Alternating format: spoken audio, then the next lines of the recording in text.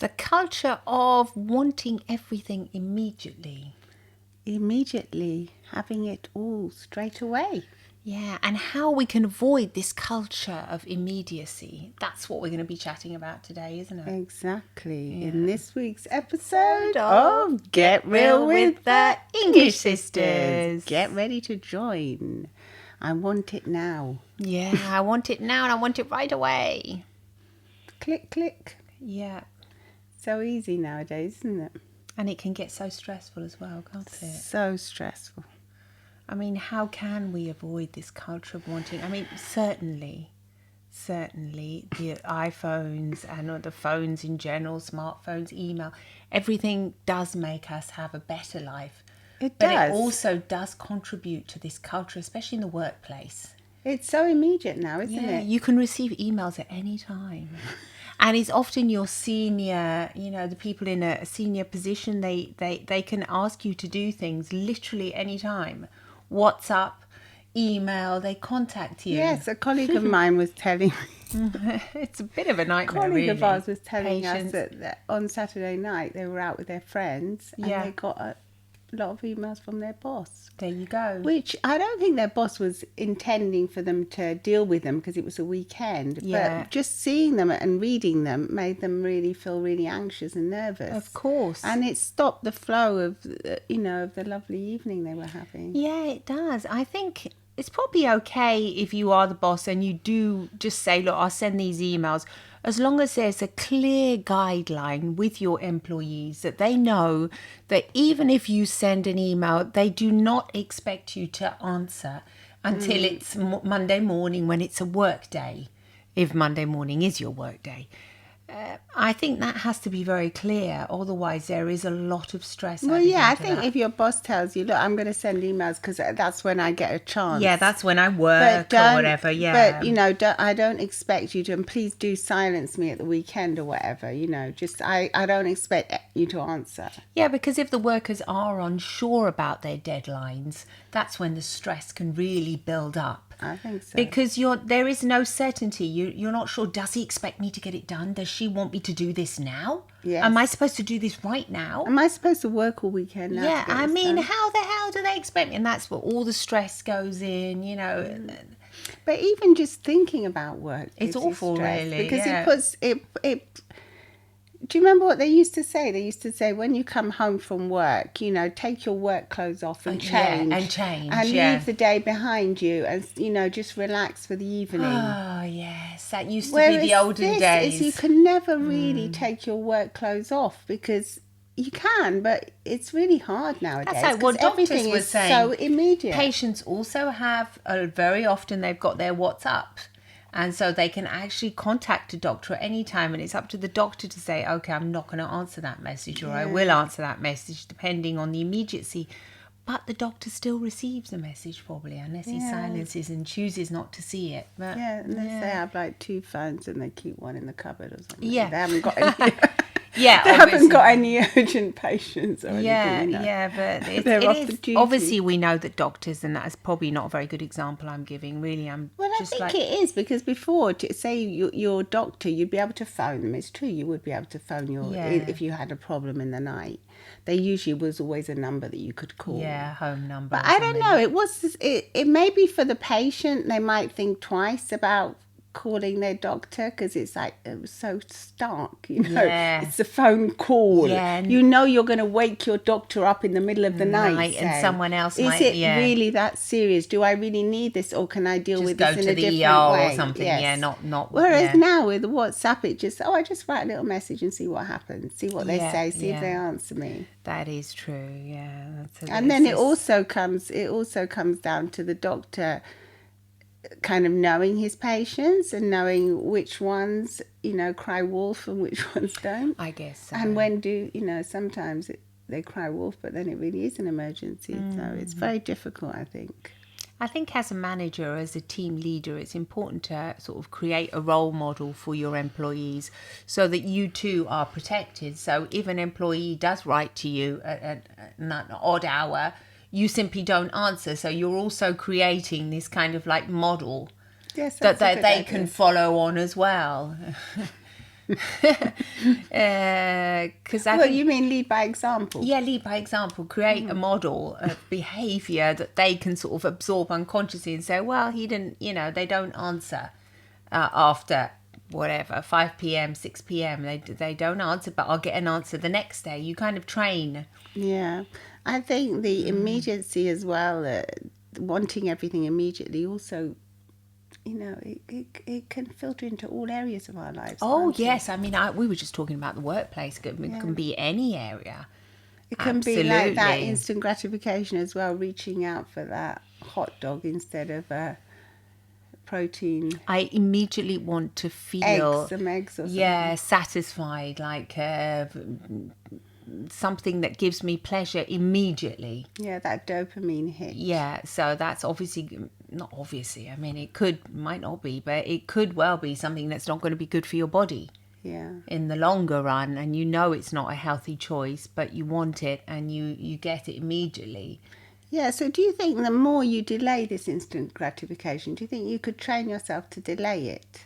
I think you can. I think it's a bit like with, you have to be your own role model, like the manager who doesn't answer the employees. I think you have to do the same with your brain. You have to say, okay, I'm going to sort of like manage my own brain this way and learn, what is it? Do I really need this instant gratification now? Do I really need this, whatever it is? And manage it, I think. Become aware of it. I think that is the key, to become aware that you're like pursuing instant gratification. Because maybe you could take a few minutes in your day to write down what areas do I pursue instant gratification most on. So do I, for instance, is my weakness like shopping online, and I'm going to want everything I see that I've been advertised to in the last day? Mm-hmm. Or is my weakness wanting to like eat something that's unhealthy for me, like high fat, high carbs or whatever, something that you don't want to be eating right now? Or is it some abusive substance as well? Yeah, definitely. It could be in all realms of your life. It could be everywhere, anywhere and everywhere that you find that you are going towards instant gratification. Yeah, they did that famous marshmallow test, didn't they? Yeah, that was years very and years famous. ago, yeah. Actually did reveal that the kids, that waited longer seemed to be the higher achievers in life, wasn't it? Was it something like that? Yeah, and they were the happiest as well, I think.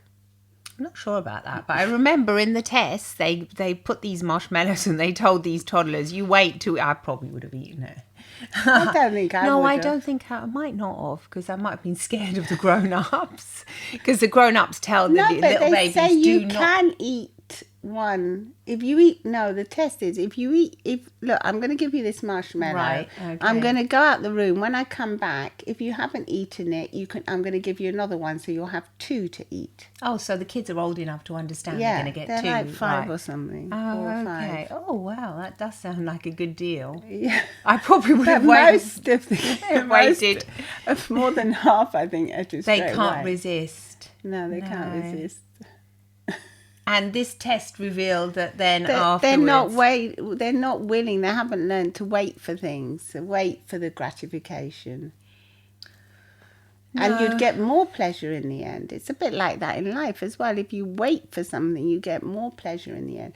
And I think a trick is to like reward yourself for waiting. So that's a good idea. Yes. So you get gratification for waiting. Yeah, I was good. I waited. It's a bit like the 80-20 diet plan, isn't it? Yeah. That you have 20% of what you really like and then 80 maybe throughout the day or at the weekend or something.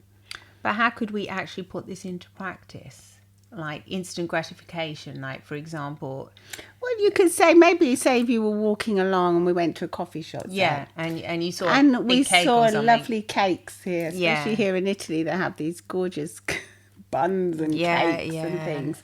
And you think, is it time for me to have a cake now? I've seen it now, so and I want it. Right. But do I actually really need it or want it? Or maybe if I come back at the weekend and I can have the cake then when I know, like, it's it's okay to have a cake if you only want one cake a week. Say if you're not supposed to have too many cakes in one day. You've got problems. If you haven't and you want cake, there's no reason why you can't eat it as blood sugar or something. It's part of a balanced diet. But for instance, personally, I shouldn't really be eating cakes every day. No, me neither. So no, you want to keep it not these check. Lovely big buns that you see at the shop. No, like before, we always used to have one, didn't we, every day when we were a lot younger. Yeah. Then you get to a certain age when they say, "Hey, watch out, blood sugar, for blah your blah blood blah, sugar, your cholesterol, these things." Yeah, your blood pressure, all of it. You're not really, you're right. Not really recommended that you have these. So you would say, don't get it every day. When you see it every day. So just look at it. You can look at it and say, okay, I appreciate that I've seen you and you look absolutely delicious. Yeah, but I'm not going to eat you today, and I'll eat you at the weekend.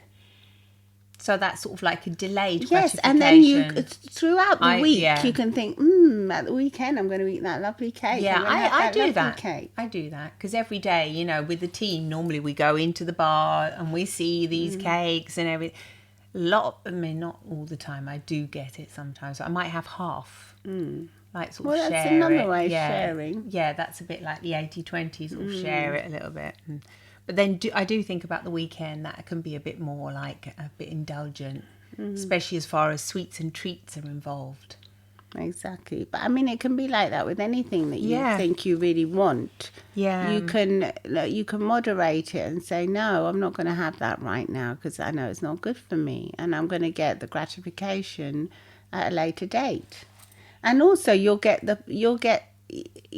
twice the gratification because you're going to be so happy with yourself and feel really good, because half the time if you eat the cake you don't then feel afterwards good. You say, oh God, I should have eaten that. Yeah. Oh no, why did I eat that? Oh, I shouldn't have had it. You reward yourself for not good. Eating it. Yes. And you're like, you get this happiness, kind of like a reward. You say, no, I didn't eat it, like what you were saying, and that's like good. Obviously this is for people that have a healthy relationship with food and they're not like eating too little or eating you have to, because obviously if you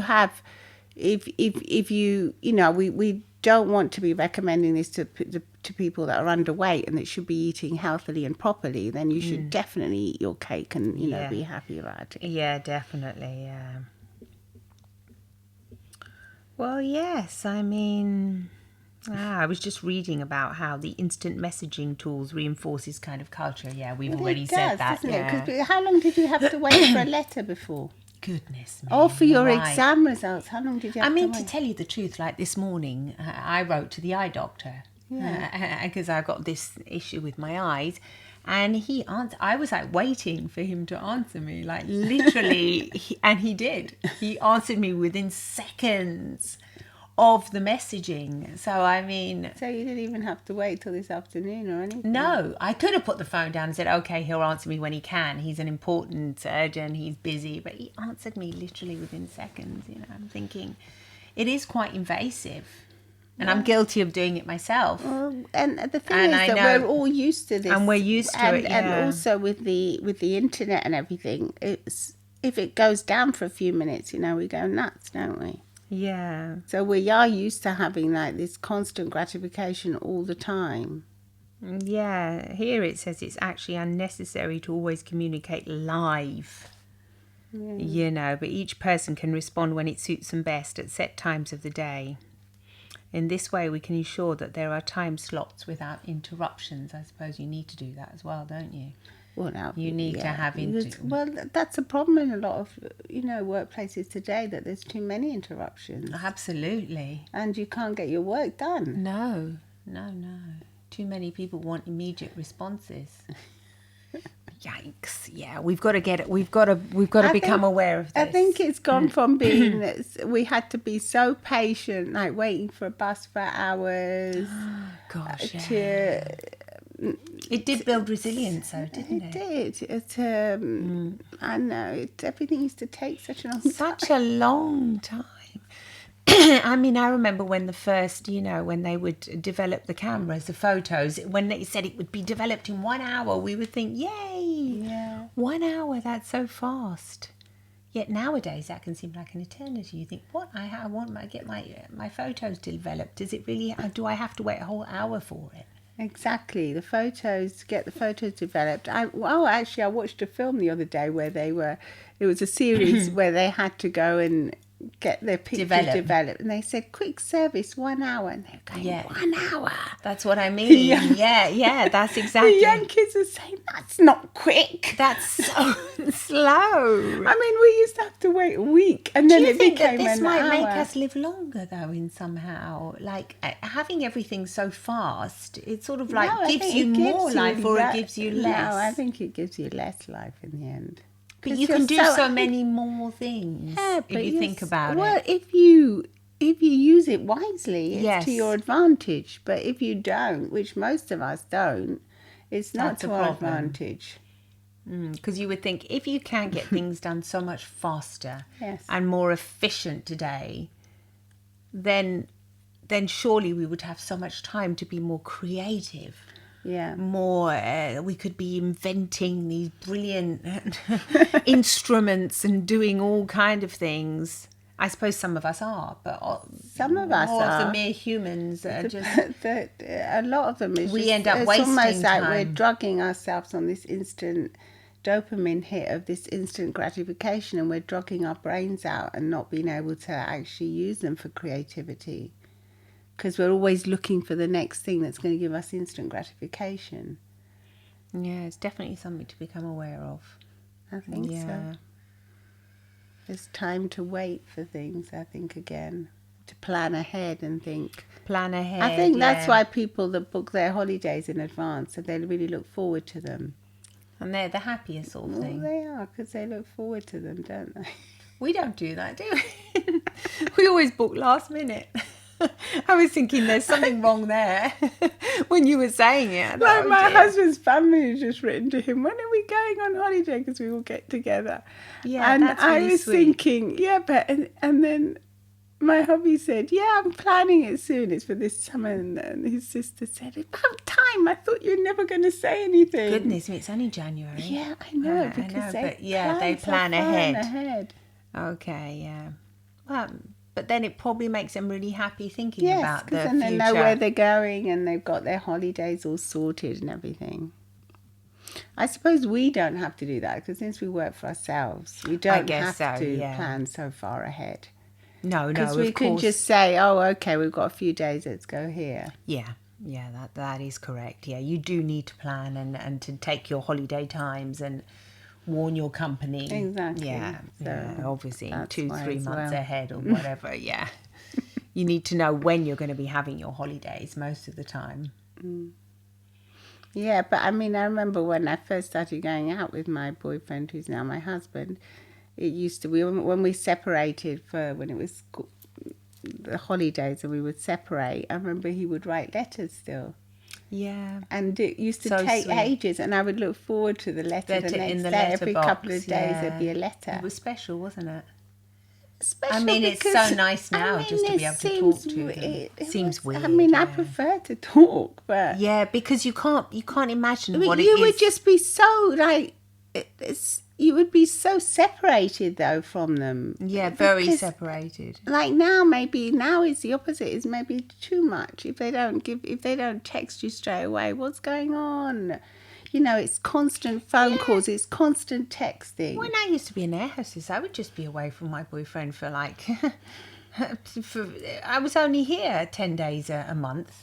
So I was always away, any part of the world, and never had a phone, cell phone, nothing. Yeah, you're not always looking at your phone and saying, I'm here, everything's fine, I'm okay. No, I would just say, don't worry, I'll be back on this date. And then you could be out in Venezuela, Tokyo, you could be anywhere in the world. But nowadays, I was speaking to an airline assistant, and she was saying, oh no, nowadays it's constant texting. And if you don't answer back, like she said, my mum freaks out, you know, my boyfriend, it's actually quite stressful. Exactly. And she was saying, what could it be like when you used to be an air host? I go, well, we're talking about 30 years ago. I mean, it was like wild. You would just go off. Even my parents, I would just say, to mum and dad, I'm off to manage, didn't we? I mean, I'm back in 7 days' time, and that's it. The flight, if you want, they could have a copy of your flight, numbers and your flight schedule, and that was it. And you'd be off. Yeah. I remember when I was a student in Paris, and I was waiting for my boyfriend to meet me. I said, come over for a few days. So he said yes. And so he came, and I slept in. And there's no way I could contact him or anything. And then I woke up and I thought, no, he's going to be at Gare du Nord. He's going to be waiting. He's been there for 3 hours or something. Oh, no. How could you have slept in knowing that he was coming? I don't know what happened. That was odd. It was terrible what happened. Because you were so desperate to see him. Yeah, I was. But I think I had the alarm or something happened. I don't know. I hadn't been drinking or anything. I didn't used to drink. It's not as if I'd been a night out. No, I'd been just gone to bed normally. I don't know what happened. I think I must have missed the alarm, maybe been in a heavy sleep because I had to get up a bit earlier. I don't know. Anyway, in the end, I thought I quickly got dressed, got there, and I thought, how the heck am I going to find him? We had no phones, nothing in those days. No. It was so Well, how did medieval. You find him? In the end, I just went there and I started. I just went there to where the train was supposed to, and I started looking for him, and I saw him. Yeah, that's it. It was also random. People would wait if no one turned up. You would just wait for hours. You would wait for them. I mean, he'd waited for 3 hours or something. So true. It was. It was nothing like this is to gratification. Now, where are you? I'm here. I'm here. Yeah, send live location. There. Yeah. Oh, there you are. Oh, hello. No. That did teach us to wait, but nonetheless, we are still hooked onto this instant gratification today. Yeah. So, because I think your brain gets you get used to it. You get used to it quickly. But I do put one of the ways you can do it is to put your phone away. You do put your phone away. Yeah, I do. Yeah, I do as well. A certain hour at night, I turn it off. Yeah, and for hours, and make sure you get a good bedtime as well. Have your regular sleep routine so you can sleep well. Don't look at your emails. No. Leave them. Silence them. Yeah. Let us know what you think, and if you you finding that you're looking for instant gratification a lot, or if you find that there's a lot of rewards in the waiting. If you think that perhaps a culture of a little bit more of slowness should be coming back in, I think that could be a good thing to look forward to. Yes. Yeah. Lots of love and smiles from the English sisters. Bye-bye.